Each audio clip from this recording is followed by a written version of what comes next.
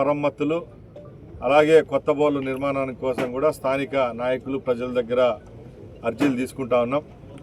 ముఖ్యంగా ఏదైతే జల్ జీవన్ మిషన్ కింద మన నియోజకవర్గానికి 370 కోట్ల రూపాయలు కింద టెండర్ జరిగిందో ఆ కార్యక్రమం కూడా వెలుగిల్లు ప్రాజెక్టు దగ్గర నుంచి గత 2 నెలలుగా పనులు శరవేగంగా జరుగుతూ ఉన్నాయి.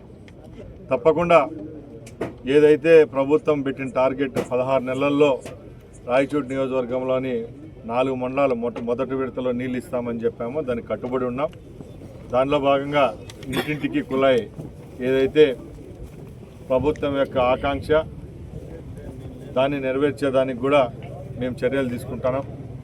ముఖ్యంగా ఈ ప్రభుత్వం ఏర్పాటైన తర్వాత సంక్షేమ పథకాలు మీ అందరికీ తెలుసు.